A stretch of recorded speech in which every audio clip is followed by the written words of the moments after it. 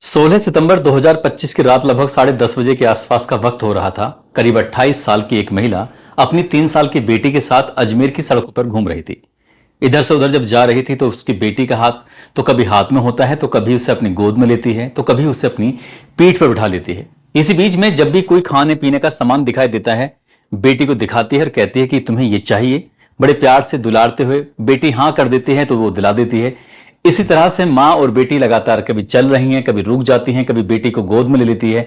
यही सब चल रहा था और चलते चलते वो अना सागर झील के किनारे पहुंच जाती है। जैसे अपनी बेटी को लेकर अना सागर झील के किनारे पहुंचती है तो थक चुकी थी, इसलिए वो अब आराम करना चाहती थी। बेटी भी चलने में थोड़ी असमर्थ हो रही थी, परेशान हो रही थी। उसने सोचा कि थोड़ी देर इस झील के किनारे बैठ जाएंगे और बैठने के बाद फिर यहां से चल देंगे। अब वो बेटी भी क्योंकि थक चुकी थी, काफी देर पैदल चल रही थी।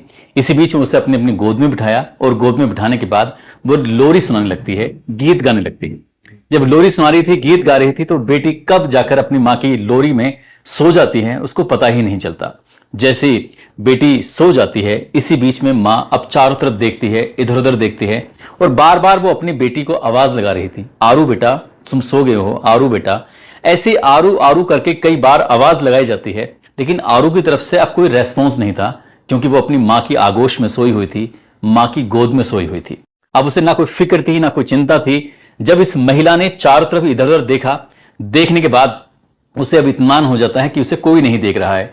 तभी अपनी बेटी को जो सो रही थी उसे उठाती है, उठा के सीधा झील में फेंक देती है। जैसे झील में फेंकती है, उसके बाद वहां आराम से इत्मीनान से अपनी उस बेटी को देखती रहती है।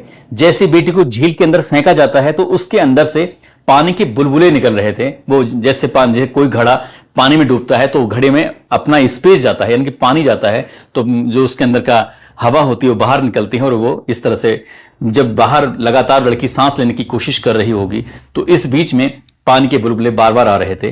करीब करीब 2.5 मिनट तक ऐसे ही सिलसिला चलता रहता है। मां अपनी बेटी को देखती रहती है और जब आखिर ये बुलबुले बिल्कुल आने बंद हो जाते हैं, इत्मीनान हो जाता है कि अब कोई हलचल नहीं हो रही है, तभी वो महिला यहां से निकल जाती है। वो यहां से निकल जरूर जाती है।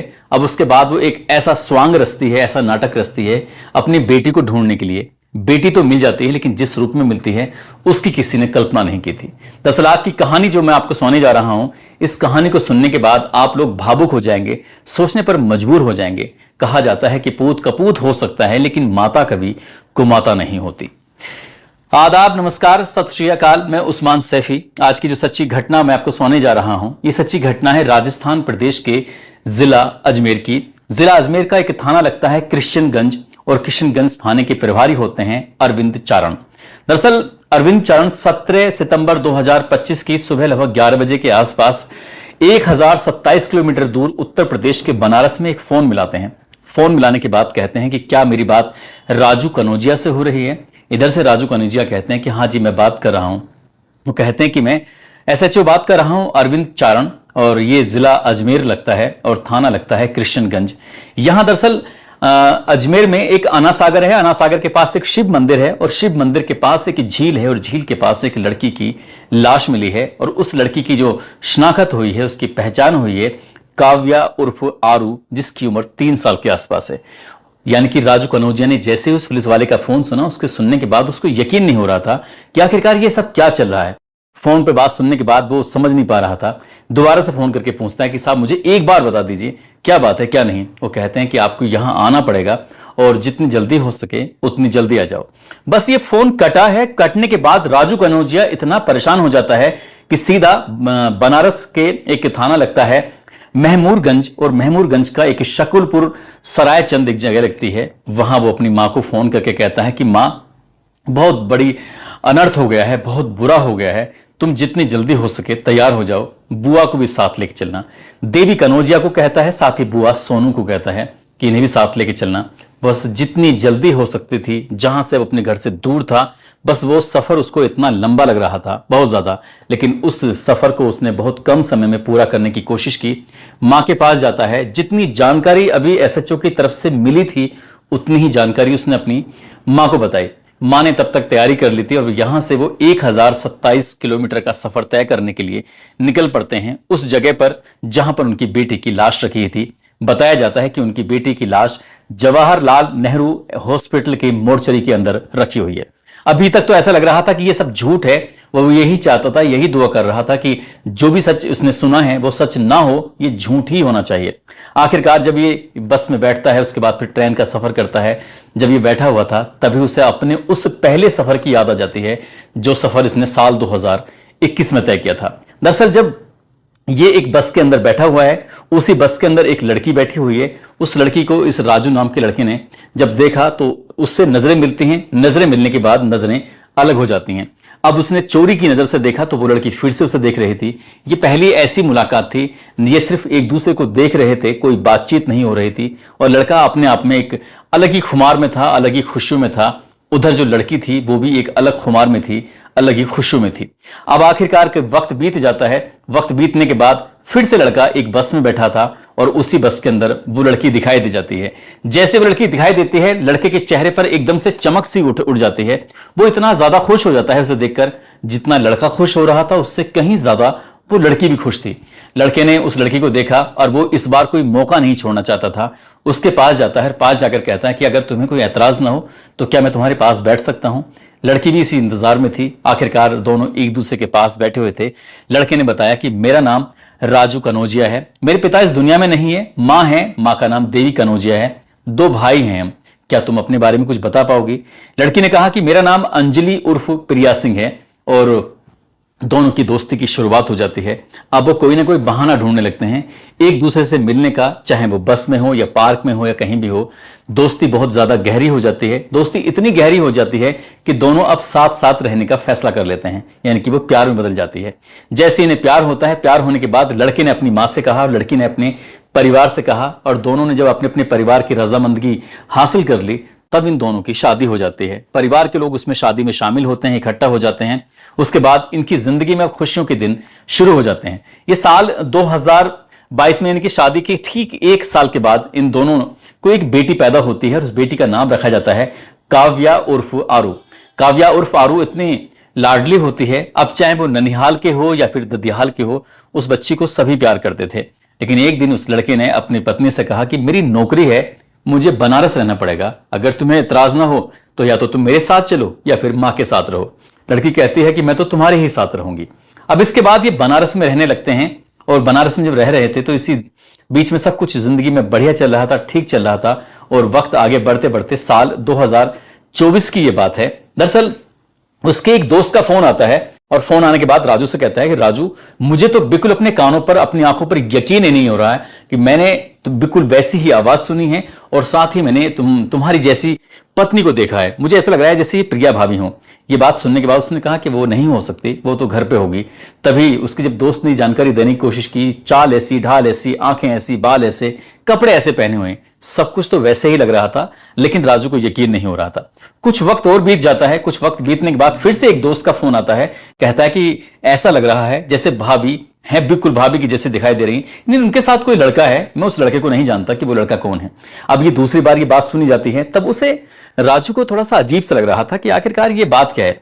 राजू को अब ये यकीन होने लगा धीरे धीरे कि वो नौकरी पर जाता है, उसकी पत्नी घर पर रहती है और घर पर कोई शख्स है जो आता है या फिर ये उससे मिलने के लिए बाहर चली जाती है। अब उसने यही जानने की कोशिश की। अब एक दिन उसने कुछ ऐसे ही पता चलता है, उसने अपने जो जासूस थे, अपने जो सोर्सेस थे, उसने लगाया तो पता चलता है कि मकान मालिक का बेटा है और मकान मालिक का बेटा जिसका नाम अलकेश गुप्ता है। दरअसल अलकेश गुप्ता का उसकी पत्नी अंजलि उर्फ प्रिया के साथ कुछ ऐसे संबंध बन जाते हैं, ऐसी नजदीकियां बढ़ जाती हैं कि दोनों अब उसकी गैर मौजूदगी में बस मौका तलाश करते थे, कब साथ रहें कब ना रहें। अब ऐसी स्थिति थी। एक दिन अब इन दोनों में कुछ झगड़े की स्थिति पैदा हो जाती है, कहासुनी भी हो जाती है। वो बार बार अपनी पत्नी को समझाता है कि हम लोग किस स्थिति में मिले थे, तुमने मुझे मतलब प्यार में धोखा दे रही हो, इस बच्ची को भी बहुत तकलीफ पहुंचेगी। कुछ इस तरह की बातें वो बार बार समझाता था, लेकिन वो कहती थी कि तुम्हें जैसा सुना है ना, ऐसा कुछ भी नहीं है, ये सब झूठ बोलते हैं, मुझ पर इल्जाम लगाए जा रहे हैं। एक दिन वो अपने घर पे आया। घर पे आने के बाद उसने कहा कि मैं बहुत बुरी तरह से थका हुआ हूं, एक काम करो, मैं खाना खाता हूं, खाना खाने के बाद सो जाता हूं। वो सो जाता है और सोने के बाद, क्योंकि आज वो सो नहीं रहा था बल्कि सोने की एक्टिंग कर रहा था, जब वो सो जाता है उसकी पत्नी उसे बार बार आवाज लगा रही थी, राजू राजू, लेकिन राजू उठने को तैयार नहीं था। आखिरकार जब वो बिल्कुल उसे इत्मीनान हो जाता है कि राजू अब सो चुका है, वो छत पर दबे पांव जाती है और वहां जाने के बाद उसका पहले से ही अल्केश गुप्ता इंतजार कर रहा था। और यहां राजू कुछ वक्त के बाद जब ऊपर जाता है तो दोनों को उसने आपत्तिजनक स्थिति में देख लिया था। बस आपत्तिजनक स्थिति में देखना था, उसके बाद उसने फैसला कर लिया कि अब लोग हम यहां नहीं रहेंगे किसी भी कीमत पर। इसके बाद वो यहां से अपना कमरा छोड़ता है, दूसरी जगह पर रहना शुरू कर देता है। और दूसरी जगह रहने के बाद लेकिन फिर भी इन दोनों का मिलना जुलना बंद नहीं होता है। हालत इतने बिगड़ जाते हैं कि ये लड़का 4 बार थाने जाता है अपनी पत्नी की शिकायत करने के लिए, और उस अल्केश गुप्ता की शिकायत करने के लिए वो मेरी पत्नी को बार बार परेशान कर रहा है।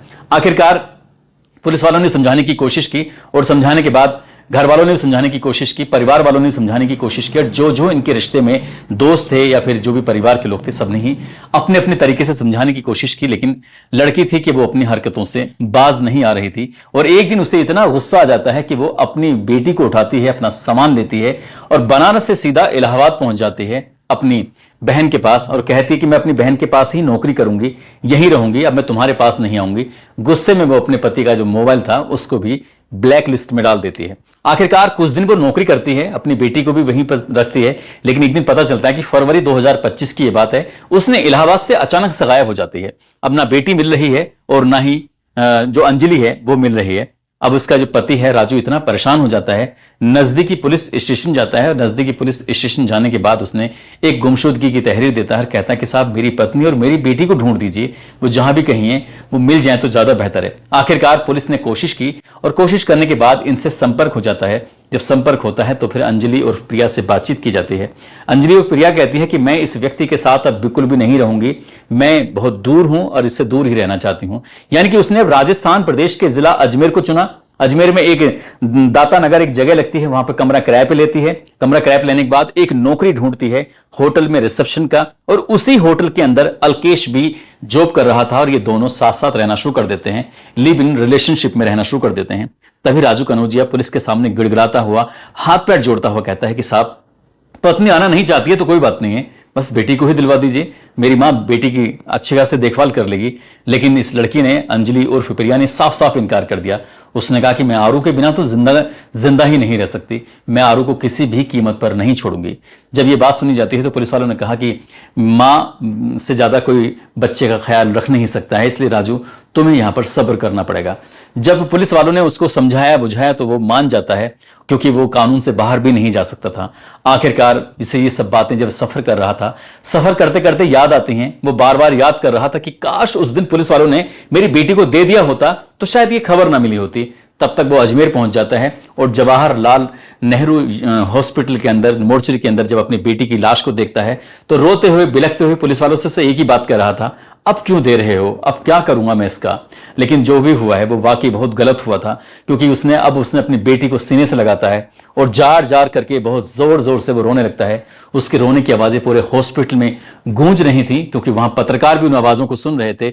लोगों ने जो वीडियो बनाना शुरू किया, साथ ही अखबारों में जब ये खबर छपनी शुरू होती है तो लोगों को यकीन नहीं हो रहा था। अब राजू बार बार पुलिस से सिर्फ एक ही सवाल कर रहा था कि साहब हुआ क्या है, मेरी बेटी को क्यों मारा गया है, बस ये बता दीजिए। तब ये बताने से पहले उस लड़की से भी मुलाकात कराते हैं, लेकिन पुलिस की जांच पड़ताल में ये सामने आता है कि 16 और 17 सितंबर 2025 की सुबह 4 बजे के आसपास का वक्त हो रहा था। अन्ना सागर से बजरंगगढ़ की तरफ जाने वाले रास्ते पर डीओ गोविंद सिंह, जो पुलिस के अधिकारी होते हैं, head constable Dharmraj, constable Mohan Sheshma Kartar, ये चारों ये जा रहे थे। और अचानक ही ने रास्ते में, इस रास्ते पर अन्ना सागर से बजरंगगढ़ की तरफ जाते हुए एक महिला दिखाई देती है और एक पुरुष दिखाई देता है। पुलिस वालों ने जैसे सुबह सुबह का वक्त था उन्हें रोक के कहा कि तुम यहाँ क्या क्या कर रहे हो, कौन हो, कहां से आए हो। वो कहते हैं कि साहब हम यही दाता नगर में रहते हैं और दरअसल मेरा नाम अंजलि है, मैं यहाँ एक होटल है, होटल के अंदर रिसेप्शन पे काम करती हूँ, और ये मेरे पति हैं जिनका नाम अल्केश गुप्ता है। दरअसल हमारी बेटी ना यहाँ सिटी हॉस्पिटल, मैं दाता नगर से सिटी हॉस्पिटल की तरफ जा रही थी और रात का कुछ इस तरह से वक्त हो रहा था। जैसे सिटी हॉस्पिटल के पीछे नाले की तरफ गई तो वहां मेरी बेटी अचानक से गायब हो जाती है। लेकिन आप सर परेशान मत होइए, मैं अपनी बेटी को खुद तलाश कर लूंगी, आप चले जाइए। पुलिस वालों ने जब ये बात सुनी तो पुलिस वालों को बड़ा आश्चर्य हुआ कि आखिरकार कोई गायब होता है तो पुलिस के पास जाते हैं, कुछ बात होती है तो पुलिस के पास जाते हैं, जब परेशानी होती है तो पुलिस के पास जाते हैं। पुलिस इनके पास खुद चल के आई है, ये मना कर रही है, कुछ ना कुछ दाल में काला है।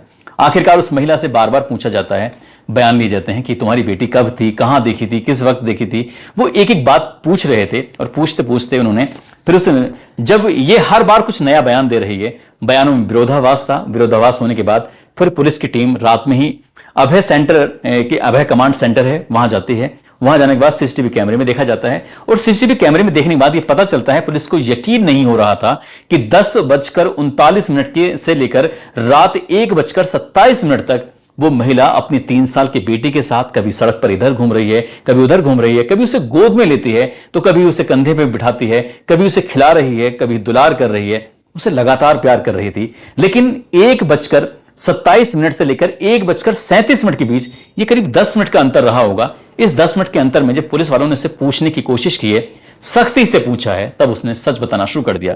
उसने कहा कि साहब, मैं जाकर झील के किनारे बैठ जाती हूं, वहां जाने के बाद अपनी बेटी को दुलारती हूं, पुचकारती हूं, उसको प्यार करती हूं और प्यार करने के बाद वो बेटी सो जाती है और जैसी वो बेटी सोती है उसके बाद वो उसको उस झील के अंदर फेंक देती है, उस पानी में फेंक देती है और जब तक वहां रुकती हूं जब तक कि उसके मरने का मतलब बिल्कुल इंतजार खत्म नहीं हो जाता।